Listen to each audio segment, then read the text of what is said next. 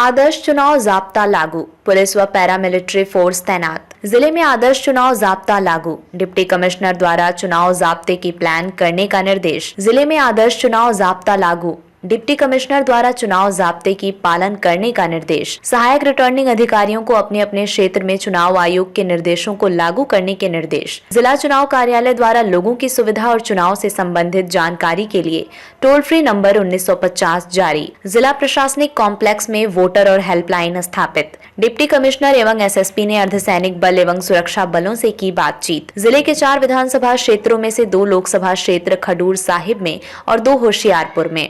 भारत चुनाव आयोग द्वारा लोकसभा चुनाव की घोषणा के बाद जिले में आदर्श चुनाव जाब्ता लागू करने के लिए डिप्टी कमिश्नर कम जिला उपचुनाव अधिकारी अमित कुमार पांचाल ने सभी संबंधित अधिकारियों को निर्देश दिए हैं कि चुनाव आयोग के निर्देशानुसार चुनाव प्रक्रिया की पालन सुनिश्चित किया जाए। डिप्टी कमिश्नर कम जिला चुनाव अधिकारी अमित कुमार पांचाल ने नगर निगम कपूरथला के कमिश्नर, एसडीएम कपूरथला, भूलथ, सुल्तानपुर लोधी और फगवाड़ा, एसडीएम कपूरथला, भूलथ, सुल्तानपुर लोधी और फगवाड़ा, जो कि सहायक रिटर्निंग अधिकारी हैं, को अपने अपने क्षेत्रों में चुनावी प्रक्रिया को लागू करवाते हुए इससे संबंधित रिपोर्ट समय पर भेजने के निर्देश दिए। उन्होंने कहा कि जिला चुनाव कार्यालय ने लोगों की सुविधा और चुनाव से संबंधित जानकारी प्राप्त करने के लिए जिला प्रशासनिक कॉम्प्लेक्स के कमरा नंबर 306 में वोटर हेल्पलाइन स्थापित करवाते टोल फ्री नंबर 1950 जारी किया है। उन्होंने कहा कि चुनाव के संबंध में जानकारी के लिए लोग 01822292001 पर भी संपर्क कर सकते हैं। इसी तरह जिला चुनाव दफ्तर की ईमेल etkft@punjab.government.in पर और electeh.kapurthala@gmail.com पर भी संपर्क किया जा सकता है। डिप्टी कमिश्नर अमित कुमार पांचाल और एसएसपी वत्सला गुप्ता ने पुलिस अधिकारियों समेत सैनिक स्कूल के पास तैनात पैरामिलिट्री फोर्स और सुरक्षा बलों के साथ बातचीत करते हुए पूरी सतर्कता बरतने के निर्देश दिए। डिप्टी कमिश्नर ने कहा कि चुनाव के मद्देनजर जिला प्रशासन की ओर से समुचित व्यवस्था की गई है और आवश्यक तैयारियों को अंतिम रूप दे दिया गया है। उन्होंने कहा कि विभिन्न चुनावी गतिविधियों को देखते हुए जिला चुनाव कार्यालय ने आवश्यक टीमों का गठन कर नोडल अधिकारियों की नियुक्ति कर दी है ताकि चुनाव प्रक्रियाओं को सुचारू ढंग से पूर्ण किया जा सके। उन्होंने कहा कि जिले के 4 विधानसभा क्षेत्रों में से 2 विधानसभा क्षेत्र कपूरथला और सुल्तानपुर लोधी लोकसभा क्षेत्र खडूर साहिब और फगवाड़ा और भुलथ लोकसभा क्षेत्र होशियारपुर में हैं। उन्होंने कहा कि जिले में कुल 991 पोलिंग स्टेशन हैं और इन पोलिंग स्टेशनों पर दिव्यांग और सीनियर सिटीजन वोटरों की सहायता के लिए प्रति पोलिंग स्टेशनों पर 2 वॉलंटियर तैनात किए जाएंगे जो छात्र होंगे। उन्होंने कहा कि चुनाव आयोग द्वारा दिए गए नारे इस बार 70 पार के तहत जिले के स्वीप गतिविधियां भी युद्ध स्तर पर जारी हैं ताकि अधिक से अधिक वोटरों को लोकतंत्र के सबसे बड़े त्योहार में भाग लेने के लिए प्रोत्साहित किया जा सके। वर्णन योग है कि भारत चुनाव आयोग ने पंजाब में 1 जून को चुनाव कराने की घोषणा की है। इस संबंध में 7 मई 2024 को नोटिफिकेशन जारी की जाएगी और नामांकन भरने की आखिरी तारीख 14 मई होगी। 15 मई को पर्चों की जांच होगी और 17 मई को फॉर्म वापस लिया जा सकेगा। चुनाव नतीजे 4 जून को घोषित किए जाएंगे। रोल रोल रोल रोल मेरे मुंह पे रोल है जी। एक मिनट। हाँ जी मैडम, चुनावों को लेकर कैसी तैयारियां कपूरथला में? जिदा कि डीसी साहब ने तुहानू कहा है कि चुनावों को लेकर आज basic model code of conduct थोड़ा है चोन जाब्ता वो लग चुकी है। इलेक्शन कमीशन ने इलेक्शंस को नोटिफाई कर दिया है कि 2024 के जोड़े लोकसभा इलेक्शंस हैं वो तुसीं देख चुके हो। पंजाब दे विच 1 जून ਨੂੰ पोलिंग है और पूरे हिंदुस्तान दे विच 4 जून ਨੂੰ अपना काउंटिंग होगी। उस करके साडे कोल पहले ही एक पैरामिलिट्री जो CAPF है वो ऑलरेडी ITBP साडे कोल आ चुकी है। असी ऑलरेडी एडवांस एरिया डोमिनेशन कर रहे हैं। हुण आज तो ये हो जाएगा कि जड़े भी साडी नाकाबंदी है और चैकिंग है वो स्ट्रिक्टनेस होगी और जी भी इलेक्शन कमीशन ऑफ इंडिया की गाइडलाइंस है उस हिसाब नाल साडी जो कार्रवाई रहेगी पुलिस की वो दबिश वो रहेगी एरिया दे विच। साडे जिन्ने भी बैड कैरेक्टर्स हैं जिन्ने भी हिस्ट्री शीटर्स हैं उन्होंने खिलाफ हुण असीं कार्रवाई शुरू कर जो election model code of conduct शुरू लगन तो बाद जी कार्रवाई असीं फॉर्मली शुरू करनी होती है वो भी कर दें।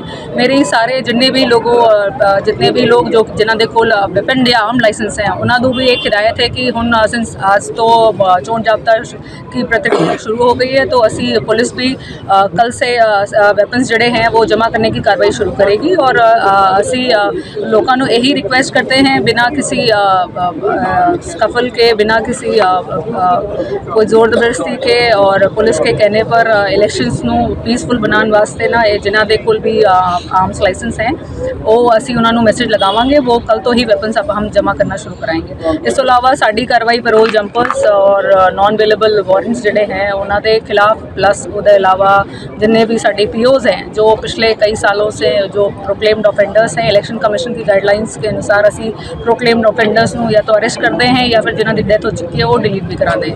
तो जो भी कार्रवाई बनती है वो करेंगे। साड़ी कोऑर्डिनेशन मीटिंग हो चुकी है। बहुत जल्द साड़ी जो स्टैटिक सर्वेलेंस टीम और जो मोबाइल फ्लाइंग स्क्वाड्स हैं वो भी चालू होंगे। एक्साइज की रिकवरी असी ऑलरेडी कर रहे हैं लेकिन हुण आज चोण जाब्ता लगन तो बाद जिन्ना भी है जो शहर में पूरे कपूरथला डिस्ट्रिक्ट दे विच जो एक्साइज या इलीगल कोई शराब किते कोई अगर उदा मूवमेंट होगा तो ओनू ट्रैक करके ओनू सीज किया जाऊगा। टोटल कितनी फोर्स लगाई गई है और सेकंड कितने लाइसेंस जो जारी कर दिए गए थे, कितने वेपन्स आने की रिकवरी की तरफ होगी? देखिए जी वैसे तो हिदायत सानू ये रही है कि जिन्ने भी वेपन लाइसेंस आर्म लाइसेंस हैं जो डीसी ऑफिस वालों through verification from police office जिन्ने भी जारी हुए हैं वो सारे वेपन्स जमा होंगे। फिगर असी तुहानू रिलेटिवली करीब 7,500 के आसपास है वो असी कोशिश करांगे वैसे कि 100% जमा हो एक्सेप्ट फॉर फ्यू जिन्हों के कोल पर्टिकुलर जो प्रोटोकॉल के हिसाब से जो बेसिक इलेक्शन कमीशन की जी गाइडलाइंस हैं या हिदायतें हैं उस अनुसार जो कि जिनको एग्जैम्पशन है वो छड़ के बाकी सारे लोगों को यही बेनती है कि तुसी अपने वेपन्स जमा कराओ। इस तो इलावा फोर्स की गल है सानू जी हिदायत है कि असी बेसिकली इलैक्शनस नू फ्री एंड फेयर तरीके से कंडक्ट कराने वास्ते 70% ऑफ द फोर्स अपने डिस्ट्रिक्ट की यूटिलाइज करांगे इलैक्शन दे विच। इस तो इलावा सानू हुण असी रिक्वायरमेंट भेज चुके हैं। बहुत जल्द साडे कोल पैरामिलिट्री कंपनीज भी आ जाएंगी वो सानू ज्वाइन करेंगी। वो जिन्नी डिस्ट्रिक्ट की फोर्स है उन्होंने असिस्ट करेंगी फ्री एंड फेयर इलैक्शन वास्ते। कितनी कंपनी आ गई हैं, कितनी आने वाली हम साडे कोल एक ITBP की कंपनी आ चुकी है जो साडे कोल ऑलमोस्ट 2.5 हफ्ते से इत्थे तैनात है और एरिया डोमिनेशन में साडी मदद कर रही है। और आगे वाले टाइम में भी बहुत जल्द साडू एडिशनल पैरामिलिट्री कंपनीज की आ रही हैं और नंबर तो असी नहीं दस सकते हूँ क्योंकि अभी कंफर्म नहीं है कि कितनी कंपनीज आ रही है। जो भी वो साडे कोल रिसीव हो जाएंगी असी तो इन्फॉर्म। जिले में कितने टोटल नाके लगते हैं? देखिए साडे कोल बेसिकली जो असी आइडेंटिफाई किए हुए हैं वो सभी जगहों में साडे कोल जो इंटर डिस्ट्रिक्ट नाके हैं वो साडे 19 नाके चलेंगे 24 घंटे है ना। वो इंटर डिस्ट्रिक्ट नाके उस तो इलावा मोबाइल टीम साडे हाईटेक नाके वो सारे असी फंक्शनल करांगे। उहदे विच यही है कि कोई इलीगल मूवमेंट ऑफ मनी कोई इलीगल मूवमेंट जड़ा इलेक्शन कमीशन की हिदायतें अनुसार जो भी इलेक्शन कमीशन की गाइडलाइंस हैं ऐसी कोई प्रॉपर्टी ऐसी कोई ऐसा कोई सामान ऐसी कोई कैश जो कि आपका लीगल या नोटिफाइड नहीं है वो असी उसकी रिकवरी के लिए असी टाइड अप है। मैडम पंजाब में चुनावों के बीच एक बहुत बड़ा मुद्दा रहा है ड्रग्स का, तो ड्रग्स को किस तरह आप टैकल करेंगे? देखिए जी साडे कोल अभी हैव ऑलरेडी आइडेंटिफाइड हॉटस्पॉट साडे कोल हॉटस्पॉट्स की लिस्ट है। पीछे भी असी कैसो ऑपरेशंस करते रहे हैं हुण भी असी लगातार तुसीं देख रहे हो कि डेली साडी कोई ना कोई रिकवरी रहती है लार्ज अमाउंट की। कमर्शियल रिकवरीज भी रहती है नॉन कमर्शियल भी।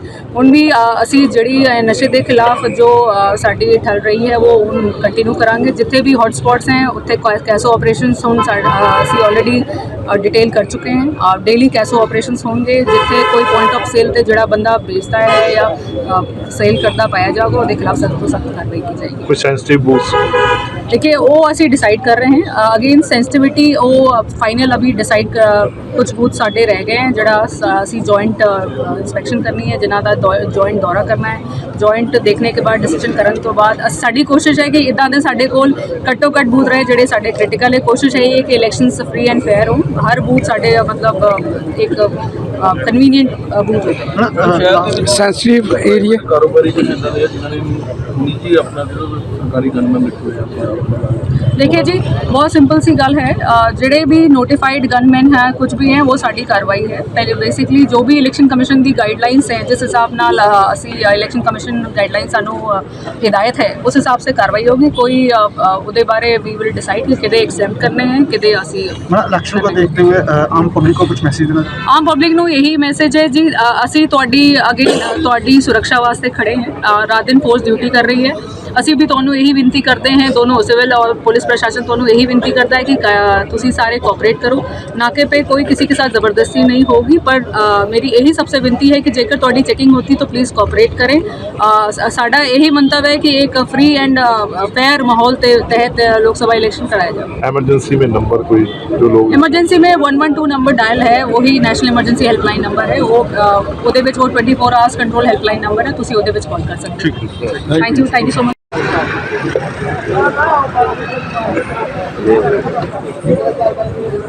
ਜਿਹੜੇ ਪ੍ਰੋਜੈਕਟ ਚੱਲੋ ਨਾ, ਹਾਂ ਜਿਹੜੇ ਚੱਲੋ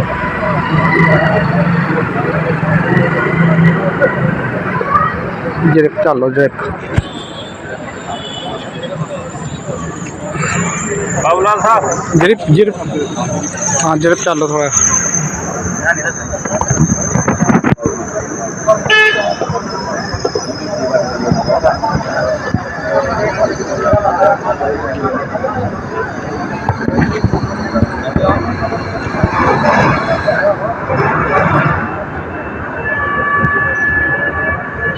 सारी टीमां चाहे वो पुलिस प्रशासन होवे, चाहे साडे कोलों जो पैरामिलिट्री फोर्सेस ने वो सारे कोल साडे कोल उपलब्ध ने।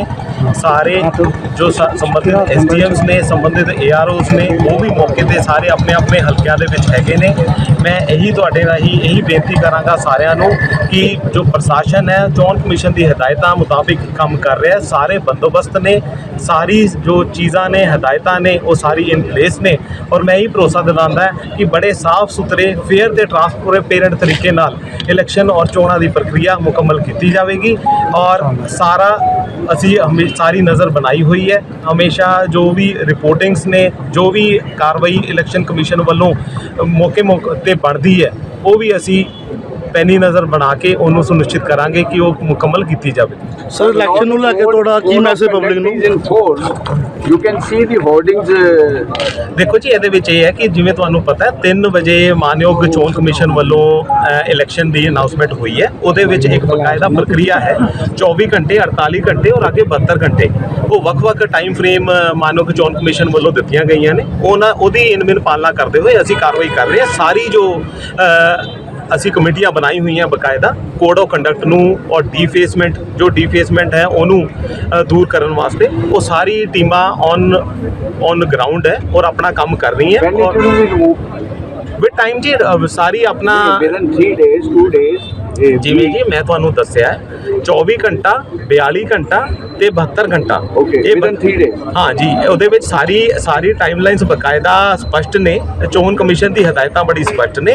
ਉਸ ਮੁਤਾਬਿਕ ਹੀ ਜੋ ਸਾਡੀ ਮਾਡਲ ਕੋਡ ਆਫ ਕੰਡਕਟ ਜੋ ਕਮੇਟੀਆਂ ਨੇ ਉਹ ਹਰ ਏਰੀਆ ਦੇ ਵਿੱਚ ਹੈਗੀਆਂ ਨੇ ਔਰ ਲੋੜੀਂਦੀ ਜੋ ਕਾਰਵਾਈ ਹੈ ਉਹ ਸਾਰੀ ਕੀਤੀ ਜਾਵੇ। सर सेंसिटिव एरिया ਨੂੰ ਕਿੱਦਾਂ ਮਤਲਬ ਕਿ ਹੈਂਡਲ ਕੀਤੇ ਜਾਊਗੇ ਜਿਹੜੇ ਸੈਂਸਿਟਿਵ ਏਰੀਆ ਹੈ? बनाए गए कंप्लेंट सेंटर जितने हैं बनाए गए। देखो जी कंप्लेंट सेंटर ये है, एक तो जिला पद्धर से कंप्लेंट सेंटर साडा एस्टैबलिश है और जिवें तुहानूं पता एक नैशनल लैवल ते एक सेम नंबर चलता है जिहदा नंबर है 1950 ते कोई भी नागरिक उत्थे पहुँच कर सकता है और अपनी जो भी उन्हां दी ग्रीवांस है वो उत्थे नोट करवा सकता है। वो 24 घंटे साडा जो हेल्पलाइन नंबर है वो बकायदा चलता है। इलेक्शन कमीशन की तरफ से कोई कंप्लेंट्स के लिए कोई समय मुकर्रर किया है कि इतने समय में वो कंप्लेंट रिव्यू कर दी जाए? देखो जी वो सी विजिल जो ऐप है वो सी विजिल ऐप हर नागरिक के पास वो अपने मोबाइल पर वो ऐप को डाउनलोड करके उसे उपयोग करते हुए कोई भी अगर उसे लगता है कि कोई मॉडल कोड ऑफ कंडक्ट की वायलेशन हो रही है वो उस पर अपनी शिकायत दर्ज कर सकता है। फ्लाइंग स्क्वाड की टीम हमारी बाकायदा ऑन ग्राउंड हमेशा रहेंगी। वो उनमें as per rules as per election commission के गाइडलाइंस को देखेंगे और डील करेंगे। चुनाव कराने के लिए इस पर कोई खास प्रक्रिया अपनाई जा रही है? चुनाव कराने के लिए कोई खास प्रक्रिया वोटर्स के लिए कोई खास प्रक्रिया अपनाई जा रही है? नए वोटर्स जब पुराने देखो जी ये है कि मैं आपको बताना चाहूँगा कि पूरे जो जिला कपूरथला है जिले कपूरथला में 791 टोटल बूथ हैं। 4 हमारे हल्के पड़ते हैं जो कि असेंबली हल्के पड़ते हैं और वो 4 जो हल्के असेंबली के पड़ते हैं 2 खडूर साहब पार्लियामेंट्री कॉन्स्टिट्यूंसी में पड़ते हैं और 2 होशियारपुर पार्लियामेंट्री कॉन्स्टिट्यूंसी में पड़ते हैं। इसके साथ ही मैं ये भी बताना चाहूँगा कि आज की तारीख में हमारे पास 6,20,700 वोटर्स हैं जो कि दर्ज हैं और साथ के साथ ये मैं बड़ी मुझे खुशी हो रही है बताते हुए कि तकरीबन हमारे पास 10,500 ऐसे वोटर हैं जो कि नए वोटर हैं जिन्हें हम यंग और फर्स्ट टाइम वोटर्स कहते हैं। तो मेरी तो यही गुजारिश रहेगी आपके इस प्लेटफॉर्म के ज़रिए कि जो स्पेशली फर्स्ट टाइम वोटर्स हैं वो ज़रूर इस डेमोक्रेसी के, इस लोकतंत्र के इस त्यौहार में ज़रूर शामिल हों और बढ़िया तरीके से जो अपना शामिल होते हुए इसका हिस्सा बने। फर्स्ट टाइम वोटर्स के लिए कोई जैसे code of conduct come into force from the date of notification और from the date of announcement? देखो जी, ऐसा है कि practically date of notification obviously अभी आएगी।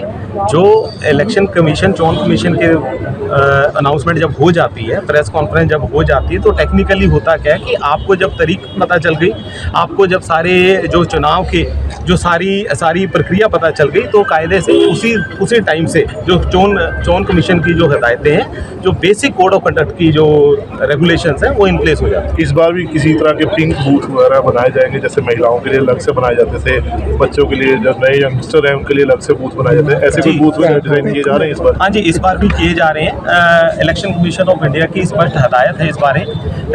पिंक बूथ जिसे हम कहते हैं ऑल वुमेन बूथ है, उसमें वो भी हमारी तरफ से बनाया जा रहा है। साथ ही साथ जो हमारे PWD वोटर्स हैं उनके लिए हम विशेष ध्यान रख रहे हैं कि उन्हें कोई असुविधा का सामना ना करना पड़े, वो भी अपना बढ़िया तरीके से इस सारे प्रोसेस में, इस सारी प्रक्रिया में शामिल हो सकें और अपनी वोटिंग का राइट यूज़ कर सकें। वो सारी हम चीज़ों को ध्यान में रख के सारे बंदोबस्त हमने करे हुए वो SSP साहब अलग से आपको with regard to the force deployment वो मैम आपको एक बार ब्रीफ कर देंगे अलग से। पर पर्याप्त मात्रा में हमारे पास फोर्सेज उपलब्ध हैं और सारे जो भी क्रिटिकल और ऐसे जो पॉइंट्स हैं जहां पर हमें लगता है कि जहां पे हमें विशेष तौर पे ध्यान देने की ज़रूरत है, हमने जॉइंटली कल परसों भी हमने मीटिंग करी और रेगुलरली हम इन टच हैं। तो उसकी गंभीरता और अहमियत को देखते हुए हमने हर जगह डिप्लॉयमेंट करी हुई है। कौन कितने गंभीर बूथ है सर जो हाईली? देखो ये है कि वो प्रक्रिया अभी जारी है, कुछ हद तक हमारे इंटरनल फीडबैक्स होते हैं, उसके बाद ही हम आपको एक एग्जैक्ट इन्फॉर्मेशन दे पाएंगे, क्योंकि उसके लिए बहुत सी चीज़ें और देखने की अभी ज़रूरत है। कुछ फिगर हमारे पास है, हमारे पास एरिया भी आइडेंटिफाइड है, पर सही मोमेंट में आपको उसके बारे में हम सूचित कर देंगे।